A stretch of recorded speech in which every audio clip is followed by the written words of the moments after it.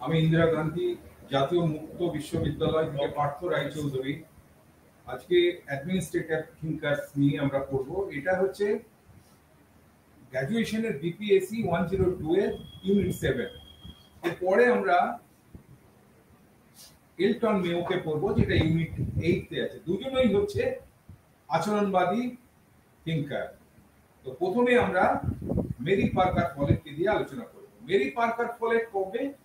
1868 থেকে 1933 এর মধ্যে উনি অতিবাহিত করেছেন। শাস্ত্রীয় পদ্ধতি এবং আচরণবিদদের মধ্যে একজন সেতু বন্ধন হিসেবে আমরা বিবেচিত করি তাকে। কি কারণে? তার সাংগঠনিক ভাবনায় আর চিন্তাধারায়। অন্যান্য সমসাময়িক যে সমস্ত তাত্ত্বিকরা ছিলেন তারা কিন্তু অন্য ধরনের ছিলেন। তিনি সংগঠনকে কি ভেবেছিলেন? একটি সোশ্যাল সিস্টেম বা সামাজিক ব্যবস্থা হিসাবে দেখেছিলেন। তাছাড়া তিনি কি সংগঠনকে সামাজিক প্রক্রিয়া হিসাবে, সোশ্যাল প্রসেস হিসাবে ব্যাখ্যা করেছিলেন। তাছাড়া তিনি সংগঠনকে সামাজিক প্রক্রিয়া হিসেবে ব্যবস্থা, তিনি প্রথমবারের মতো প্রশাসন আর ব্যবস্থাপনার মধ্যে সমাজবিজ্ঞানের মনস্তাত্ত্বিক মাত্রা তুলে ধরেন। তিনি সংগঠনের মানবিক আর কি সাংগঠনিক আচরণের যে সমস্ত সিচুয়েশনাল যে কারণগুলো সেগুলোকে তুলে ধরেছেন। তাই ফলেটকে সাংগঠনিক আচরণে মানব সম্পর্কের দৃষ্টিভঙ্গির অগ্রদূত হিসাবে মানা হয়ে থাকে। ড্যানিয়েল এ ওয়েন বলেছেন, কাল হিসাবে তিনি বৈজ্ঞানিক ব্যবস্থাপনা যুগে, কিন্তু দর্শন ভাবনায় বা ফিলোসফিক্যালি সামাজিক মানব যুগের সমান। একজন ধ্রুপদী চিন্তাবিদ হিসাবে তিনি সংগঠনের নীতির ইউনিভার্সালিটিতে বিশ্বাস করতেন। জেরিক এবং মেটকাফ এর ধারণা, যে তার ধারণা তার সময়ের আগে উনি চলতেন, বর্তমান চিন্তাধারা থেকে কিন্তু অনেকটাই উনি আগে। এইগুলি যে কোনো একজনের পরামর্শের জন্য উনি ওনার যে কাজ সেগুলোকে সোনার খনি হিসাবে কিন্তু মানা যেতে পারে, যারা সংস্থা পরিচালনায় মানুষের সহযোগিতার প্রতিষ্ঠা বজায় রাখার বিশ্বাসী। ফলেট প্রশাসনের শাস্ত্রীয় তত্ত্বের সমালোচনা করেছেন, কারণ প্রধানত কিসের জন্য? যে যান্ত্রিকতা এবং সাংগঠনিক আচরণে সামাজিক মনস্তাত্ত্বিক মাত্রাকে যেহেতু অবহেলা করা হয়েছে, তাই তিনি তাকে সমালোচনা করেছেন। ফলেটের যে সমস্ত কাজকর্মগুলো আছে তার মধ্যে থেকে আমরা প্রথমেই আমরা বলতে পারি যে প্রথমটি হচ্ছে speaker of the house of representative, 1896 সালে সেটি পাবলিশ হয়। দ্য নিউ স্টেট 1920 সালে, ক্রিয়েটিভ এক্সপিরিয়েন্স 1924 সালে, আর ডিনামিক অ্যাডমিনিস্ট্রেশন 1941 সালে। এটি এল আরউইক এবং মেটকাফের দ্বারা সম্পাদিত। এটা কিন্তু একটা গবেষণার সেট, যেটা 1941 সালে প্রকাশিত হয়েছিল, পরেরটি 1973 সালে আরউইক আর ই ফক্স দ্বারা এডিটিং করা হয়েছিল। তো মেরি পার্কার ফলেটের প্রথমে জীবন সম্বন্ধে আমরা জেনে নিই। তো আচরণের ক্ষেত্রে ফলেটকে কিন্তু অগ্রগামী হিসাবে বিবেচনা করা হয়। তিনি, আমরা আগেই পড়েছি যে লিলিয়ান গলব্রেথের সাথে ক্লাসিক্যাল ম্যানেজমেন্ট থিওরি প্রথম দিনগুলিতে দুজন মহান যে মহিলা ছিলেন ব্যবস্থাপনা হিসাবে, তাদের মধ্যে একজন উনি ছিলেন মেরি পার্কার ফলেট। তাকে আধুনিক ব্যবস্থাপনার মা বলা হয়, mother of modern management. Peter Drucker কিন্তু বেশ ভালোই বলেছেন ওনাকে, যে প্রফেট অফ ম্যানেজমেন্ট, তাকে প্রফেট অফ ম্যানেজমেন্ট বলে অভিহিত করেছেন। মেরি পার্কার ফলেট 1868 সালে ম্যাসাচুসেটস উইন্সিতে জন্মগ্রহণ করেছিলেন এক ধনী ওয়েকার পরিবারে। তিনি প্রথমে থায়ার একাডেমিতে যোগ করেছিলেন এবং তার অবসর সময় বেশিরভাগ সময় প্রতিবন্ধী মায়ের চিকিৎসায় ব্যয় করতেন, সময় কাটাতেন, তাকে যত্ন নিতেন। 1885 সালে সেপ্টেম্বরে বাড়িতে পড়াশোনাকে উৎসাহিত করার জন্য আন্টিরিকো সোসাইটিতে ওনার নাম রেজিস্ট্রেশন হয়। 1890 থেকে 91 পর্যন্ত তিনি কেমব্রিজ বিশ্ববিদ্যালয়ে অধ্যয়ন করেছিলেন। তারপর কি সোসাইটি ফর কলিজিয়েটিভ, পরে 6 বছর ধরে ফলেট একটি মানে অনিয়মিত ভিত্তিতে বিশ্ববিদ্যালয়ে যোগদান করেছিলেন। অবশেষে 1898 সালে সুমা কাম লর্ডে স্নাতক হন। পরবর্তী 3 দশক তিনি অনেক কাজ প্রকাশ করেছিলেন এবং লন্ডন স্কুল অফ ইকোনমিক্সে তিনি বক্তৃতা করার জন্য প্রথম মহিলা হিসেবে বিবেচিত হয়েছিলেন। ফলে মার্কিন প্রেসিডেন্ট রুজভেল্ট এর অলাভজনক বেসরকারি আর স্বেচ্ছাসেবী সংস্থা পরিচালনা বিষয়ে কনসালটেন্ট ছিলেন। ফলে 1933 সালে ম্যাসাচুসেটসের বোস্টনে মারা যান। ফলেটের বিভিন্ন ধারণা নীতিগুলি আমরা একে একে নিচের আলোচনা করব। প্রথমে কি দ্বন্দ্ব মিশ্রণ উভয় কনফ্লিক্ট আর ইন্টিগ্রেশনের উপরে উনি প্রথম যে কাজ সেটি বলছেন যে ফলেটের কাছে সংস্থাতে দ্বন্দ্ব অবশ্যম্ভাবী, কনফ্লিক্ট হবে। মানুষের কেন যে স্বতন্ত্রতার জন্য সচরাচর এটা ঘটে থাকে, এক একজন এক এক রকম প্রকৃতি। তাই দ্বন্দ্ব বা যুদ্ধ বিগ্রহ সংগ্রাম বা সংঘর্ষ নয়, এটাকে কেবলমাত্র বিভিন্ন শ্রেণীর মানুষের মধ্যে মতামত আর স্বার্থের পার্থক্যের জন্য এটা ঘটে থাকে। তাই দ্বন্দ্ব বা সংঘাতকে অপব্যয় বা ক্ষতিকারক হিসাবে দেখা উচিত নয়। এটি সংস্থাতে একটি গঠনমূলক কার্যক্রম হিসাবে আমরা দেখতে পারি। এইভাবেই দ্বন্দ্ব নিরসন করতে হবে। তাই ফলেট কি বলেছেন যে গঠনমূলক দ্বন্দ্ব ধারণা দিয়েছেন, কনস্ট্রাকটিভ কনফ্লিক্ট। এটি সংস্থার উদ্দেশ্য পূরণের জন্য দ্বন্দ্ব নিরসনের একটি ব্যবস্থা। ফলে 3টি উপায়ে সংস্থাতে দ্বন্দ্ব নিরসনের ধারণা দিয়েছে। প্রথমটি কি যে ডমিনেশন বা আধিপত্য, এর এক পক্ষের অন্য পক্ষের উপর আধিপত্য। দ্বিতীয়টি কি কম্প্রোমাইজ বা আপোষ, উভয় পক্ষ তারা যা চায় তার কিছু অংশ সমর্পণ করে, ছেড়ে দেয়। তৃতীয়টা কি ইন্টিগ্রেশন, একীকরণ, একটি নতুন সমাধান খুঁজে বের করা যা বাস্তবকে সন্তুষ্ট করবে আর উভয়ের প্রয়োজনে এটা আসলে কোনো কিছুই ত্যাগ করলো না। তো সেটা হলো প্রথমটি ডমিনেশন, দ্বিতীয়টি হলো আমার কম্প্রোমাইজ, আর তৃতীয়টি হলো ইন্টিগ্রেশন। এই 3টি পদ্ধতি যেটি ছিল তার মধ্যে ফলেট ইন্টিগ্রেশন বা যেটাকে আমরা বাংলাতে বলছি একীকরণ, তাকেই প্রাধান্য দিয়েছেন। কারণগুলো কি? এক, এটি আসল দ্বন্দ্বটি চিরতরে নির্মূল করে, কারণ এটি সংস্থার মূলে গিয়ে দ্বন্দ্ব নিরসনের চেষ্টা করে। আর এটি ভালো ভালো কৌশল ব্যবহার করে সমস্যার সমাধান করে এবং সময় আর কি সম্পদ বাঁচায়। 3 নম্বরটা কি? এটি একটি নতুন মূল্যবোধের সৃষ্টি করে এবং একটা নতুন পরিস্থিতির জন্ম দেয়। ফলে তাই ইন্টিগ্রেশন বা একীকরণে যাওয়ার পদ্ধতিগুলিকেও ব্যাখ্যা করেছেন। কেমন কি করে যাব আমরা সেখানে, পৌঁছবো কি করে? এখানে প্রথমে দুই পক্ষ তাদের চাহিদাগুলি আর পার্থক্যগুলি সামনে নিয়ে আসবে কি করে পর্যালোচনার জন্য। তারপরে কি প্রতিটা চাহিদাকে টুকরো টুকরো অন্তর্বর্তী ভেঙে ভেঙে টুকরো টুকরো করে ফেলবো ঠিকভাবে। কেন? কি করে আমরা বুঝতে পারি যেন প্রতিটি অংশটিকে, প্রত্যেকগুলি সিম্বল প্রকৃত অর্থে পরীক্ষা করা, প্রতীকগুলি সিম্বলগুলো। তারপরে কি অন্য পক্ষের প্রতিক্রিয়াগুলির জন্য প্রস্তুত থাকা। আর ইন্টিগ্রেশন বা একীকরণ যদি একটি সর্বোত্তম প্রক্রিয়া হলো দ্বন্দ্ব দূরীকরণে, তবে এটা ঘটানো কিন্তু অত সহজ নয়। যেসব বাধা আছে তা ফলে একে একে বলছি যে এগুলো নিম্ন কারণে বাধা। এতে উচ্চমান সম্পন্ন বুদ্ধি প্রয়োজন, তাছাড়া প্রখর উপলব্ধি জ্ঞান, বৈষম্য, উজ্জ্বল উদ্ভাবনশীলতা দরকার। যদি এখনকার প্রসাদের মধ্যে যেটি কিন্তু পাওয়া বিরল। অধিকাংশ মানুষ অন্যদের উপর ডমিনেশন উপভোগ করতে অভ্যস্ত হয়। আর কি 3 নম্বর, লোকেরা সক্রিয় পদক্ষেপের পরামর্শ দেওয়ার পরিবর্তে সচরাচর কি আমাদের জ্ঞান দেওয়া পছন্দ করে। 4 নম্বর কি, ম্যানেজাররা সচরাচর ক্ষমতার ঘোরে অবসেশন থাকে, তাদের অধিকাংশই ক্ষমতা দখলের চেষ্টা করে, যেটাকে আমরা উনি বলছিলেন পাওয়ার ওভার। যেসব ভাষা ব্যবহার করা হয় তা কিন্তু শত্রুতা আরো জাগিয়ে তোলে। আর কি মানুষের দ্বন্দ্ব নিরসনে এর ওপর শিক্ষাপ্রাপ্ত নয়, আসলে এটা ট্রেনিং নেই তাদের, যেটা একটা বড় বাধা।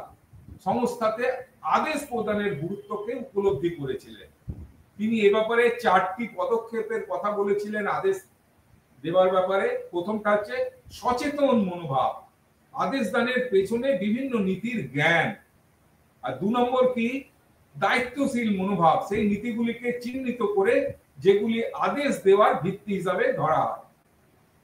আর 3 নম্বর পরীক্ষামূলক মনোভাব, সেটা কি, যে আদেশের সাফল্য বা ব্যর্থতা বিশ্লেষণ করার জন্য আসলে পরীক্ষা করা।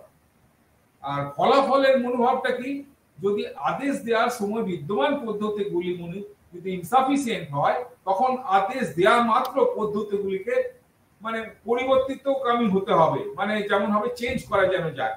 তারপরে কিসের জন্য? ফলাফলের লাভের আশায়। আর বলছে ফলে কিন্তু ভাবছেন যে আদেশ দেওয়া কিন্তু সহজ নয়, কারণ লোকেরা কর্তৃত্বের উপরে বিরক্তি প্রকাশ করে। সুতরাং উচ্চতরদের কাজ কেবল আদেশ দেওয়াই নয়, তাকে আরো কৌশল জানা দরকার, যাতে কি যারা যারা অধস্থ আমরা আছে তারা তার কোনো কিছু প্রশ্ন ছাড়াই আদেশটা মেনে নিতে পারে। সেই কেমন, সেটা অভ্যাসের ধরন, মানসিক মনোভাব, সময়, পরিস্থিতি কিন্তু খুব গুরুত্বপূর্ণ, কারণ এগুলি আদেশ প্রদান এবং আদেশ মান্য করাতে গুরুত্বপূর্ণ ভূমিকা গ্রহণ করে।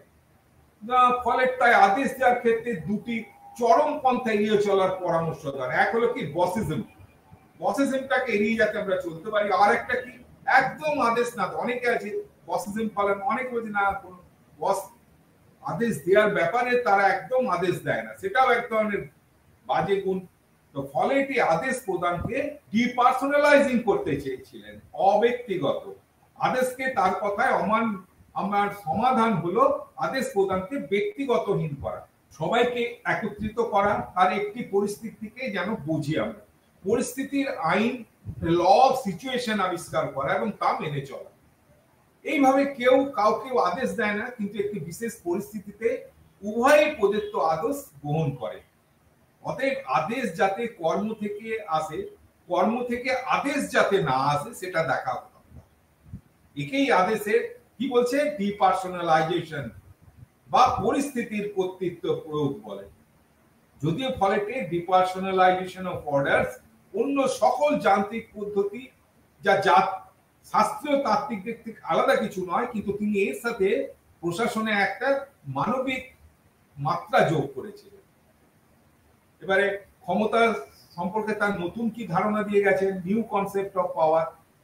ফলেটের মতে কি, ক্ষমতা হলো কোনো বিষয়কে ঘটানোর শক্তি, একজন নৈমিত্তিক প্রতিনিধি যা পরিবর্তন শুরু করতে সক্ষম। তিনি দুটো জিনিস, পাওয়ার ওভার এবং পাওয়ার উইথ, এর মধ্যে পার্থক্য। ফলেট বিশ্বাস করতেন যে কার্যকর বা ব্যবস্থাপনা কর্মীদের ক্ষমতায়ন এবং গোষ্ঠীর মধ্যে সহযোগিতা আর একীকরণকে উৎসাহিত করতে হবে। তিনি ম্যানেজার এবং সুপারভাইজারদের ক্ষমতা পাওয়ার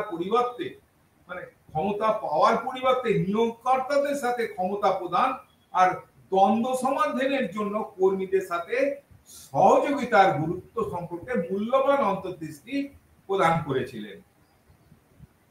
এবারে কোঅর্ডিনেশন, ব্যবস্থাপন তত্ত্বের মধ্যে কোঅর্ডিনেশন, নেতৃত্ব ইত্যাদি সম্পর্কে ধারণা তিনি দিয়েছেন। ফলে বিশ্বাস করতেন যে পরিচালকদের উচিত তাদের নেতৃত্বের ক্ষমতা বিকাশের দিকে মনোনিবেশ করা এবং সংস্থার মধ্যে আরো কি নেতা তৈরি করা, তাই তো?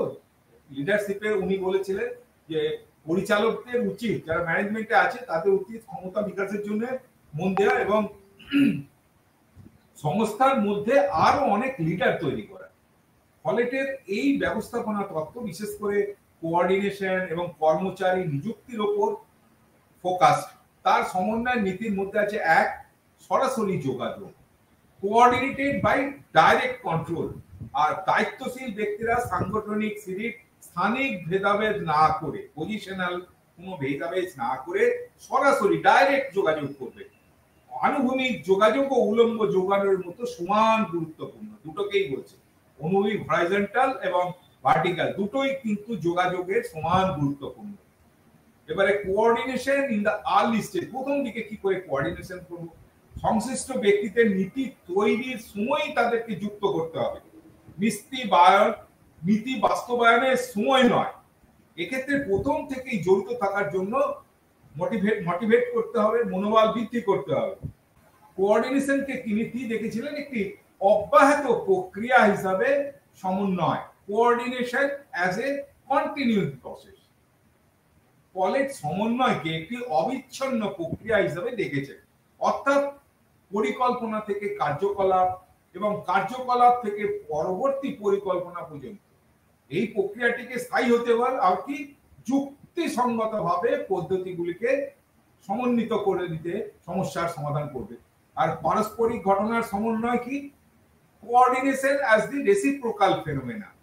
যেহেতু একটি পরিস্থিতির সমস্ত কারণতর প্রক্রিয়া নির্দেশ করে, তাই কি সমস্ত কারণগুলিকে একে অপরের কি সম্পর্কিত হওয়ার দরকার এবং নিজেদের মধ্যে যাতে অন্তঃসম্পর্ক থাকে তাই জন্য ব্যবস্থা করে যেতে হবে। এইভাবে ফলে সংস্থাকে কি অন্তঃসম্পর্কিত অংশগুলির একটি সিস্টেম হিসাবে বিবেচনা করেছিলেন।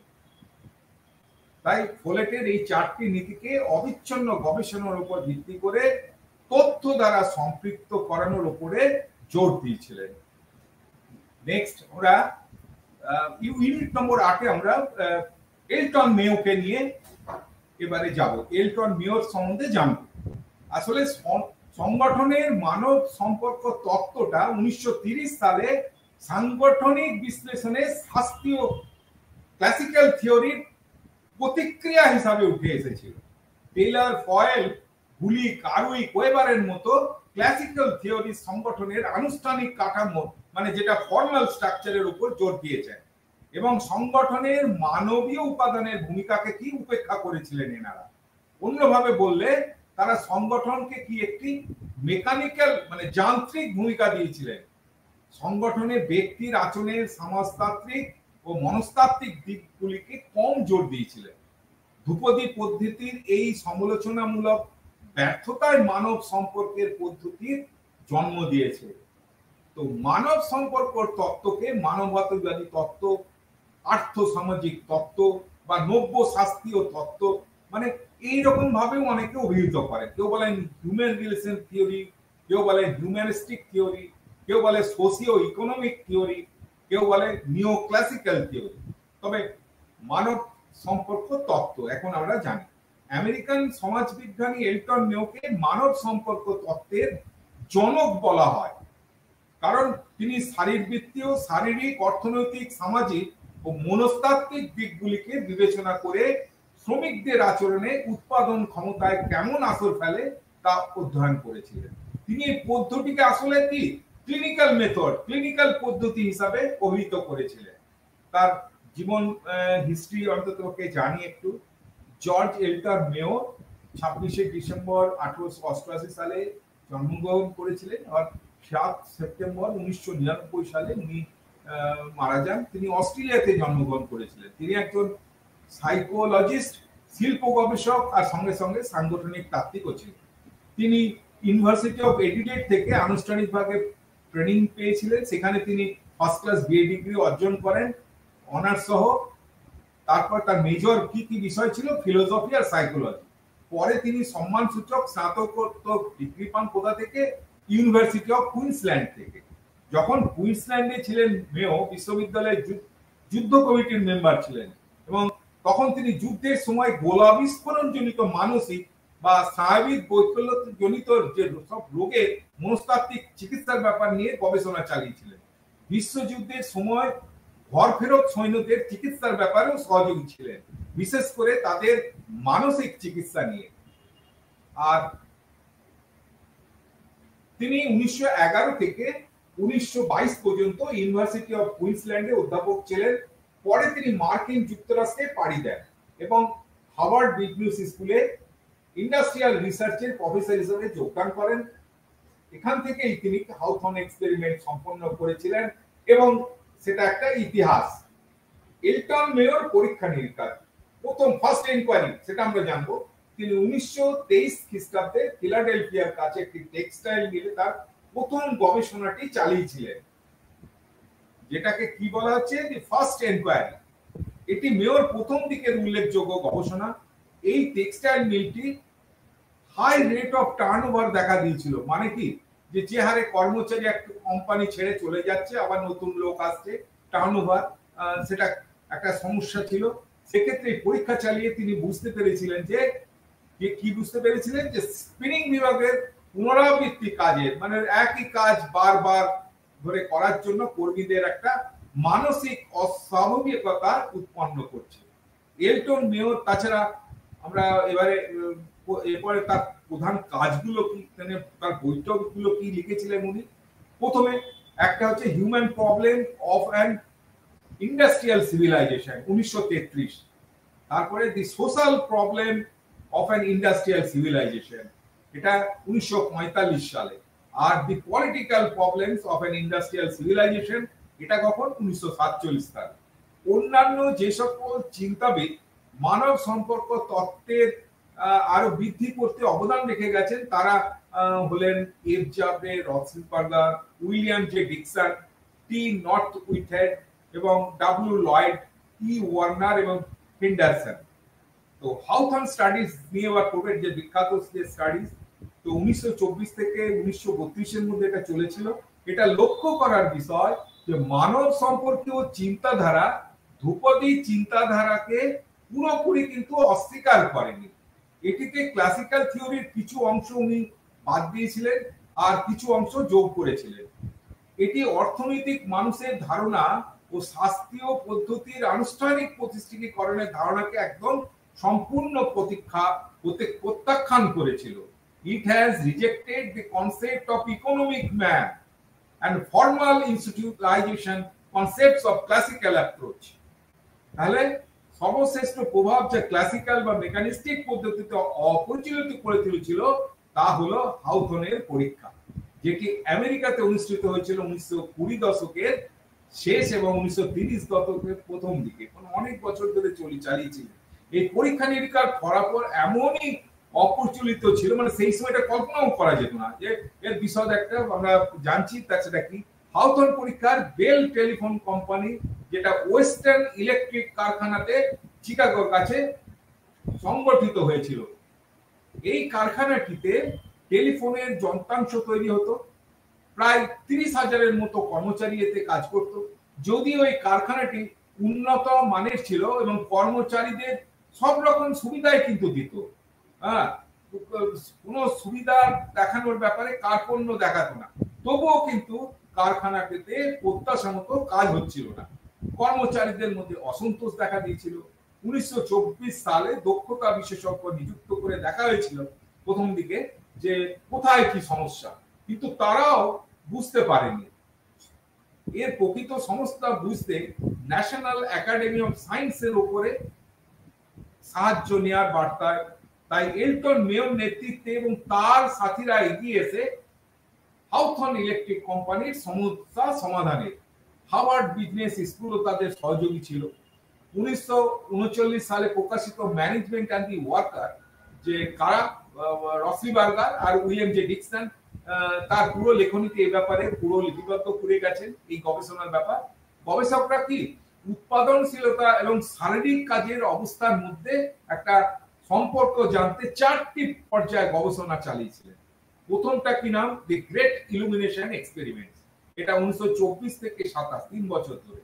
আলোকের বিভিন্ন আলোক কারখানাতে শ্রমিকরা যেখানে কাজ করছে সেখানে আলোর বিভিন্ন রকম মাত্রা উৎপাদনশীলতার উপরে কি প্রভাব ফেলে সেটা জানার জন্য এটা পরীক্ষা চালানো হয়েছিল। কর্মচারীদের বিভিন্ন মাত্রা কম বেশি আলো আঁধারের মধ্যে কাজের একটা পরিবেশ সৃষ্টি করা হয়েছিল। আর এখানে রিসার্চ হাইপোথিসিসটা ছিল কি, উৎপাদনশীলতা অতি উজ্জ্বল আলোকে পরিবেশ বৃদ্ধি করে। এই হাইপোথিসিস নিয়ে উনি পরীক্ষা চালিয়েছিলেন। তারপরে কি, তারপরেরটা ছিল relay assembly test room experiment. কর্মচারীদের কাজের বিভিন্ন পরিবেশের পরিবর্তন ঘটিয়ে আউটপুট বা উৎপাদন ও মনোবলের সমীক্ষা করা হয়েছে। 3 নম্বরটা কি, মাস ইন্টারভিউ প্রোগ্রাম, গণ ইন্টারভিউ পরীক্ষা, মানে 1831 এমন তার পরীক্ষা চালানো, যেটাকে মেও কি বলছে, ভেন্টিলেশন থেরাপি বলছে। মানে তাদের মন থেকে তাদের যে খারাপ যা কিছু ভালো মন্দ সব উগড়ে ফেলে, তাদের সাথে কথা বলে তার অনুভব, তার কাজের পরিস্থিতি কেমন সেসব বলে টলে, তার মানে এই এক ধরনের ভেন্টিলেশন থেরাপি। এটাই হচ্ছে শেষ পরীক্ষা। শেষ পরীক্ষাটি ছিল কি, ব্যাংক ওয়ারিং এক্সপেরিমেন্ট। এখানে প্রতিটা 1931 থেকে 32 এর মধ্যে এখানে কি প্রতিটা যে মেম্বার তাদের আউটপুট বা উৎপাদন নিয়ন্ত্রণকারী নিয়মগুলি কিভাবে কর্মী সামাজিক গোষ্ঠী, মানে আনুষ্ঠানিক সংস্থা, ইনফর্মাল অর্গানাইজেশন, অনানুষ্ঠানিক সংস্থা, ইনফর্মাল অর্গানাইজেশন হিসাবে প্রতিষ্ঠা লাভ করেছিল, তা আরো ভালোভাবে বোঝার জন্য। উপরে সবকিছু, সেটা আমরা আগেও বলেছি যে ম্যানেজমেন্ট আর ওয়ার্কার নামে এই গ্রন্থে রথলিবার্গার ডিকসন সবই ব্যাখ্যা করে গেছেন। তো হাউটন পরীক্ষার যে ফল সেগুলো আমরা আস্তে আস্তে ছোটখাটো করে জানব। প্রথম হচ্ছে কি, কর্মক্ষেত্রে সামাজিক ও মনস্তাত্ত্বিক কারণগুলি হলো আসল, যা আউটপুট নির্ধারণে আসল সম্পর্ক নির্ধারণ করে। তো কাজের আসলে শারীরিক অবস্থা কিছু ব্যাপার নয়, not the physical condition of work.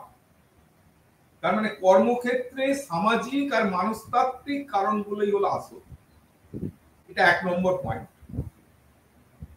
R 2 number point কি, সংগঠন একটি সামাজিক ব্যবস্থা, একটা মানে সংগঠন বলছে একটা সোশ্যাল সিস্টেম, হ্যাঁ, মানে সামাজিক ব্যবস্থা। 3 নম্বর পয়েন্ট কি বলছে, যে অর্থনৈতিক পুরস্কার বা স্যাংশন গুলো উল্লেখযোগ্যভাবে কর্মীদের আচরণ, মনোবল, ফলাফলকে প্রভাবিত করে। এটাও যেমন সত্যি। শ্রমিকরা জড়ো বা বিচ্ছিন্ন সম্পর্কহীন ব্যক্তি, মানে নিজের কাজে নিয়েই মশগুল থাকবে তা না। তাকে বলতে চাইছে যে তারা হচ্ছে সামাজিক প্রাণী, সোশ্যাল অ্যানিম্যাল। আর 5 নম্বর কি বলছে, স্পেশালাইজেশনের উপর ভিত্তি করে শ্রমবিভাজন সবচেয়ে দক্ষ ও কার্যকরী পদ্ধতি নয়। তার মানে স্পেশালাইজেশনই সবকিছু নয়, যে ডিভিশন অফ লেবার করে তাদের দক্ষ আর যে কার্যকরী যে এফেক্টিভ পদ্ধতি সেটা কিন্তু নয়। এটাই মূল কথা এখান থেকে উঠে এসেছিল। 6 নম্বরটা কি বলছে, শ্রমিকদের ছোট ছোট সামাজিক দল, সোশ্যাল গ্রুপ তৈরি করার প্রবণতা রয়েছে। ইনফর্মাল অর্গানাইজেশন বা অনানুষ্ঠানিক সংগঠন, যে পণ্যের উৎপাদনের নিয়ম এবং এর সম্পর্কে আচরণের প্যাটার্ন, এই সমস্ত গোষ্ঠী কিন্তু নিয়ন্ত্রণ করে। এবার ইনফর্মাল অর্গানাইজেশন, যেটাকে আমরা বলছি অনানুষ্ঠানিক সংগঠন, তারাই কিন্তু একটা তাদের যে কাজের যে প্যাটার্ন, তারাই কিন্তু এই সমস্ত গোষ্ঠী কাজের যে প্যাটার্ন, তারাই কিন্তু এগুলোকে নিয়ন্ত্রণ করে, এই ছোট ছোট সামাজিক দল। আরো যেটা, যে কর্মচারীরা একক ব্যক্তি হিসেবে নিজেকে কিন্তু জাহির করে না, অনানুষ্ঠানিক গোষ্ঠীর একজন সদস্য হিসাবে ব্যবস্থাপনার প্রতি প্রতিক্রিয়া জানায়। তার মানে একা একা কিছু নয়, পুরো গোষ্ঠী, অনানুষ্ঠানিক গোষ্ঠী, মানে ইনফর্মাল অর্গানাইজেশনের একজন মেম্বার হিসাবে যা কাজকর্ম করছে সেই হিসাবে তাকে নিজেকে প্রতিক্রিয়া জানায়। The interaction with management as a member of social group, এটা এই হচ্ছে একটা মেইন জিনিসটা।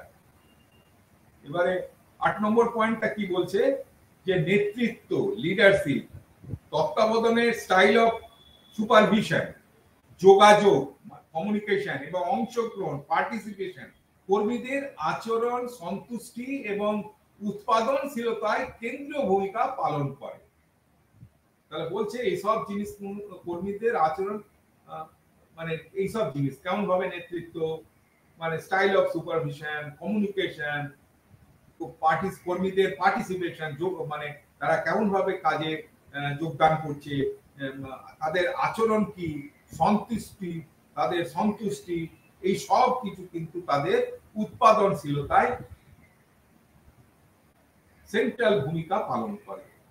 এইভাবে হাউটন অধ্যয়নের ফলাফল কিন্তু অত্যন্ত চমকপ্রদ সাংগঠনিক বিপ্লব ঘটিয়েছিল এবং কি মানব সম্পর্ক তত্ত্ব নামে একটি নতুন তত্ত্বের জন্ম দেয়। এবারে আমরা এর এলিমেন্টস গুলো, প্রতিটি উপাদানগুলো আমরা নিয়ে আলোচনা করব। সংগঠনের মানব সম্পর্ক তত্ত্বের 3টি উপাদান আমরা জানি। একটা হচ্ছে ইন্ডিভিজুয়াল, 2 নম্বর হচ্ছে অনানুষ্ঠানিক সংস্থা, আর 3 নম্বর কি পার্টিসিপেটিভ ম্যানেজমেন্ট, যেটাকে আমরা বলছি অংশগ্রহণমূলক ব্যবস্থাপনা। এই 3টি উপাদান। তো প্রথম ব্যক্তি তত্ত্বটি কি, ব্যক্তিদের আবেগ এবং উপলব্ধিকে গুরুত্ব দেয়। শ্রমিকদের উৎপাদন এবং সাংগঠনিক স্তরে উৎপাদন, কাজের শারীরিক, যেটাকে ফিজিক্যাল বলছি, এবং অর্থনৈতিক, যেটা ইকোনমিক বলছি, অবস্থার চেয়ে কর্মক্ষেত্রে মানব সম্পর্কের দ্বারা নির্ধারিত হয়। মানে এই দুটো কিন্তু মাইনাস হয়ে গেল, ফিজিক্যাল আর ইকোনমিকের থেকে মানব সম্পর্ক এই দিকে কিন্তু সংগঠনের শ্রমিকদের উৎপাদন বেশি করে এই সম্পর্কের তাগিদে। রথলিবার্গারের মতে প্রত্যেক ব্যক্তি অনন্য, ইউনিক। প্রত্যেকেই চাকরির পরিস্থিতিতে কিছু মনোভাব, বিশ্বাস, জীবনযাপনের পদ্ধতির পাশাপাশি কিছু প্রযুক্তিগত, সামাজিক ও যৌক্তিক দক্ষতা নিয়ে আসে। প্রত্যেকেই আপন আপন। তো পূর্ববর্তী কাজের অভিজ্ঞতা থেকে প্রতিটি ব্যক্তির কিছু আশা প্রত্যাশা থাকে নতুন নতুন কাজের পরিস্থিতিতে। এটা বলেছে রথলিবার্গার। এবারে ইনফর্মাল অর্গানাইজেশন, যেটাকে বলছি অনানুষ্ঠানিক সংগঠন। 2 নম্বর পয়েন্ট যেটা, যে মানব সম্পর্ক তত্ত্ব অনানুষ্ঠানিক সংগঠনের উপরে জোর দেয়, যেটা আমরা বেশি করে জেনেছি। ইনফর্মাল অর্গানাইজেশন, হিক্স আর গুলেট পর্যবেক্ষণ করেছিলেন যে আনুষ্ঠানিক সংগঠনের মধ্যে ছায়া সংগঠন হিসাবে অনানুষ্ঠানিক সংগঠন কাজ করে। মেন কথা কি, আনুষ্ঠানিক সংগঠনের মধ্যে ছায়া সংগঠন হিসাবে একটা অনানুষ্ঠানিক সংগঠন কাজ করে চলে।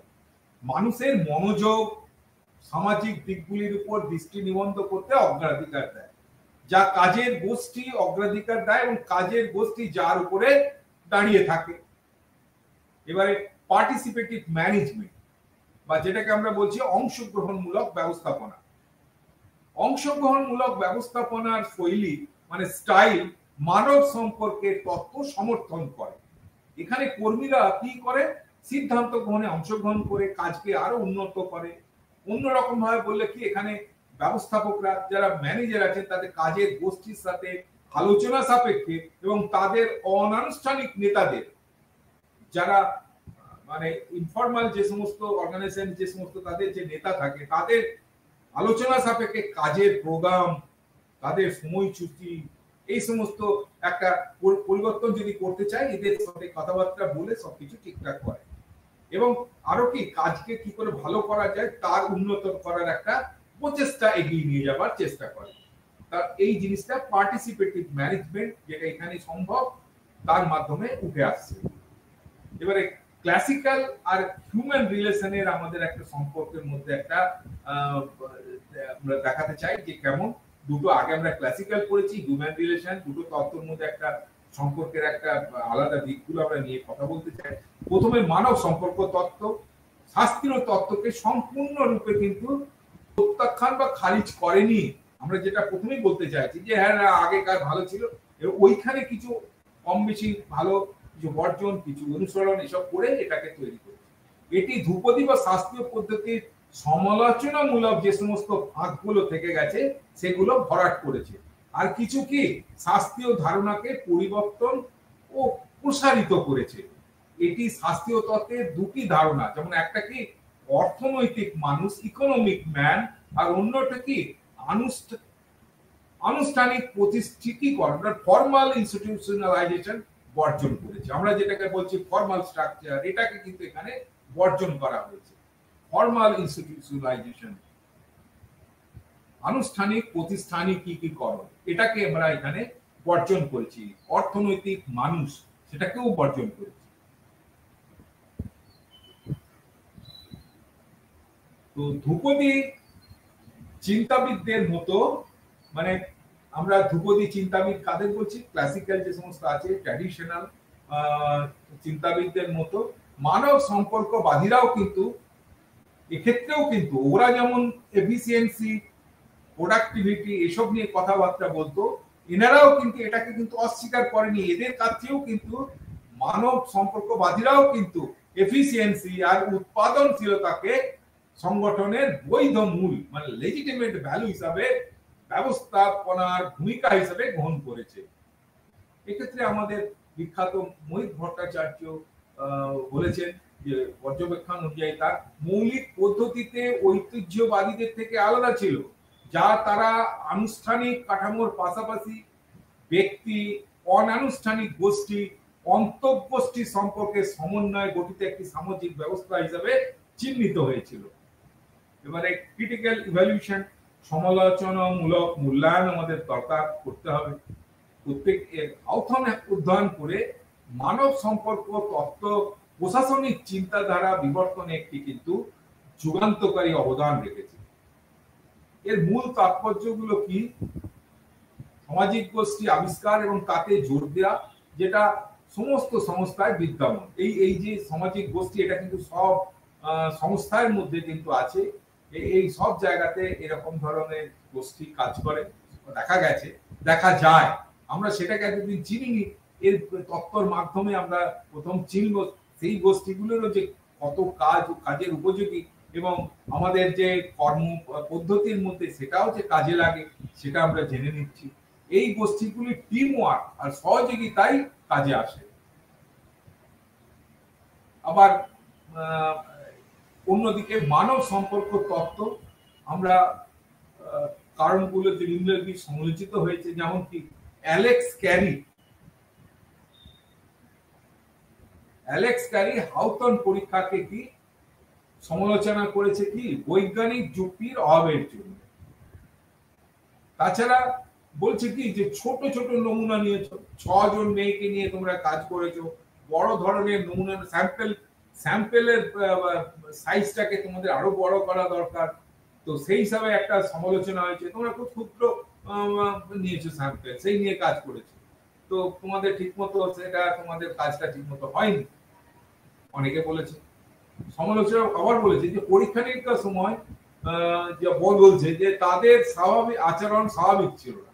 যাদের নিয়ে কাজ করেছে মানুষ, তাদের কিন্তু যখন পরীক্ষা নিরীক্ষা করছে তাদের কিন্তু আচরণটা কিন্তু নর্মাল ছিল না। অন্যান্য দিন যেমন ছিল পরীক্ষা নিরীক্ষার সময় তাদের ছিল না সেরকম নয়, কিন্তু গবেষণার সেটিং এ তারা গুরুত্ব উপলব্ধি করে, মনোযোগ ও প্রচারের একটা ব্যাপার থেকে যাচ্ছে, তার তারা কিন্তু প্রভাবিত হয়েছিল। এটাকে আলাদা করে বলা হয় হাউথন এফেক্ট। হাউথন এফেক্ট নামে এই জিনিসটা পরিচিত। কি সেটা আরেকবার বলি, যে পরীক্ষা নিরীক্ষার সময় যে সমস্ত লোকজনদের নিয়ে কাজ করা হয়েছিল তাদের আচরণ কিন্তু স্বাভাবিক ছিল না। গবেষণার সেটিং এ তারা কিন্তু গুরুত্ব, মনোযোগ, প্রচারের অনুভূতি দ্বারা প্রভাবিত হয়েছিল। এটাকে আমাদের এলটন হাউথন এফেক্ট নামে পরিচিত।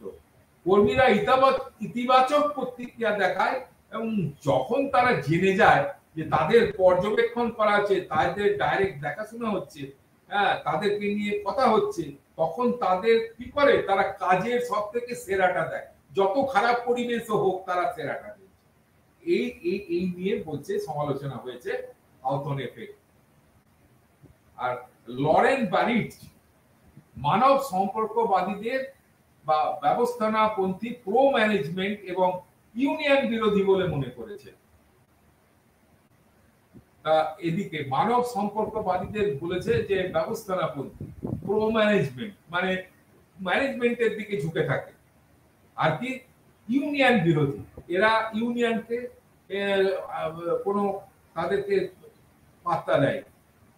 হ্যাঁ, এই জন্য কি একটা সমালোচনা হয়েছিল, ইউনাইটেড অটো ওয়ার্কার্স এর কর্মীরা তাদের গরু সমাজ বিজ্ঞানী বা কাউ সোসিওলজিস্ট বলে অবহিত করেছিলেন। তাহলে কাউ সোসিওলজিস্ট, গরু সমাজ বিজ্ঞানী, এরকম ভাবে মানে ইউনিয়ন বিরোধী। যেহেতু তত্ত্বটি ইউনিয়ন বিরোধী, তাই জন্য অনেকে সমালোচনা করে বলতো এইগুলা এই তাদেরকে হেও করেছিল এদেরকে। তো আমি তাই এই জোয়ানি বলেছেন যে মানব সম্পর্কে লোকজনরা খুব বেশি সময় দেয় অনানুষ্ঠানিক সম্পর্ক স্থাপন। হ্যাঁ, তারা বলছে তুমি ইনফর্মাল অর্গানাইজেশন নিয়ে বেশি কথাবার্তা বলেছো, এবং কর্মীদের মধ্যে এবং কর্মী ও সুপারভাইজার মধ্যে, কর্মীদের মধ্যে আবার কর্মী ও সুপারভাইজারদের মধ্যে তুমি অ্যাকচুয়ালি ফর্মাল কাজ থেকে তোমরা দূরে থেকেছো। সবসময় ইনফর্মাল কাজকর্ম নিয়েই তোমরা আলোচনা করেছো, কর্মীদের মাধ্যমে, কর্মী সুপারভাইজারদের মধ্যে, এরকম তোমরা আসল যেটা যে আনুষ্ঠানিক বা ফর্মাল কাজকর্ম সেটাকে নিয়ে তোমরা দূরে থেকেছো। 5 নম্বর, পিটার ড্রুকার বলেছেন কি যে মানব সম্পর্কবাদীরা কাজের প্রকৃতিকে অবহেলা করেছে, নেচার অফ ওয়ার্ককে তারা পাত্তা দেয়নি। পরিবর্তে কি ইন্টারপার্সোনাল যে সমস্ত বেশ কাজকর্মগুলোকে বেশি তোমরা মনোযোগ দিয়েছো। এটা এটা পিটার ড্রুকার মানে সমালোচনা করেছে। তো অর্থনৈতিক মাত্রাতে তারা মনোনিবেশ না করার জন্য সমালোচিত, বলছে তুমি কাজকর্ম টাকা পয়সা দেওয়ার ব্যাপারে সেরকম ভাবে তোমরা এগিয়ে যাওনি, এতে কম মনোনিবেশ করেছো এই ব্যাপারে।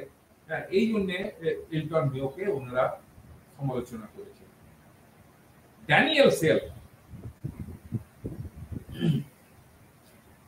সেলফ কি বলছেন, যে হার্ভার্ড গ্রুপের পদ্ধতি থেকেই সমালোচনা করেছে।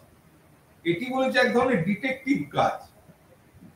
হ্যাঁ, ড্যানিয়েল সেলফ বলছে হার্ভার্ড গ্রুপের যে পদ্ধতি, ওই পদ্ধতিটাকেই বলেছে যে ডিটেকটিভের মতো গোয়েন্দাগিরি করেছে তোমরা। তো আবার মার্ক্সবাদীরা বলেছে মেয়র টেকনিকটা শ্রমিকদের শোষণ করার একটা নতুন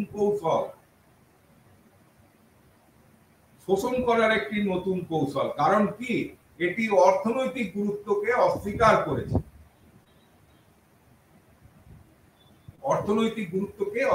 করেছে, আর শেষে এই তত্ত্বটির সমালোচনা করা হয় যে শ্রমিকদের আচরণের পরিবেশগত কারণগুলিকে উপেক্ষা করেছে এলটন সাহেব।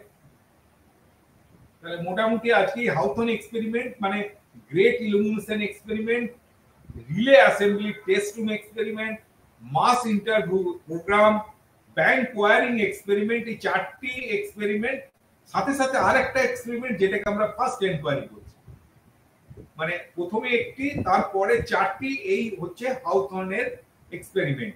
এই 5টি এক্সপেরিমেন্ট দিয়ে উনি মানব সম্পর্কের তত্ত্বটা এলটন সাহেব পৃথিবীতে দিয়ে গেছেন, এবং তার উপরে বেস করে অন্যান্য আরো সমস্ত যারা আচরণবাদী আছেন তারা তারপরে অনেক কাজকর্ম করে গেছেন। সেগুলো আমরা একে একে আবার আলোচনা করব প্রত্যেকের কাজকর্ম নিয়ে।